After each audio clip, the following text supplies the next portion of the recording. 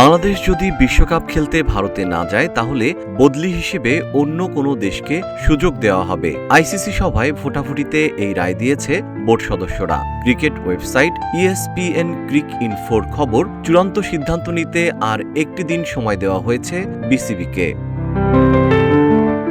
বাংলাদেশের ম্যাচগুলোর ভেন্যু সরিয়ে নিতে বিসিবির অনুরোধ ২১ জানুয়ারি খারিজ হয়ে যায় আইসিসি বোর্ড সদস্যদের ভোটে। নিজেদের বাইরে স্রেফ আর একটি ভোট বাংলাদেশের পক্ষে গেছে বলে জানা গেছে। তবে বিসিবির পক্ষ থেকে আনুষ্ঠানিকভাবে কিছু এখনও জানানো হয়নি।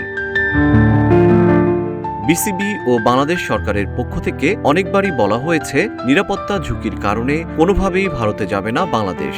আইসিসির পক্ষ থেকে একদিন সময় বেঁধে দিলেও মোটামুটি নিশ্চিত করেই বলা যায় বাংলাদেশকে ছাড়াই হতে যাচ্ছে এবারের বিশ্বকাপ। বাংলাদেশ না গেলে র্যাঙ্কিং অনুযায়ী বিশ্বকাপে সুযোগ পেতে পারে স্কটল্যান্ড। কিউব হোল্ডিংসের গল্পে সেই রেখাটি আঁকা হয়েছিল আজ থেকে ১ যুগ আগে। নকশাই আমাদের ভাষা। Cube holdings limited.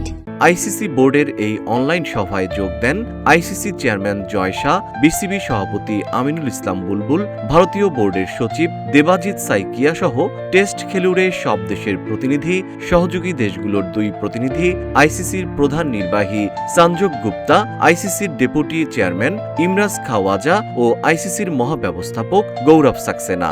এছাড়া ছিলেন আইসিসি দুর্নীতি দমন বিভাগের প্রধান এন্ড্রু এভগ্রেভ।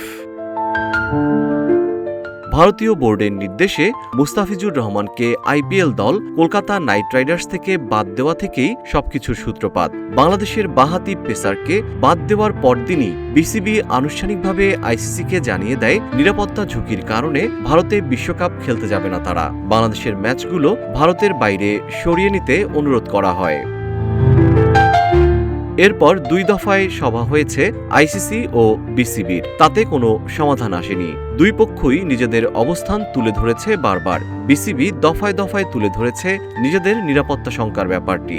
আইসিসিও প্রতিবারই বলেছে কোনো দলের প্রতি সুনির্দিষ্ট কোনো হুমকি বা ঝুঁকি নেই। জিএম শিহাব, রূপালী বাংলাদেশ।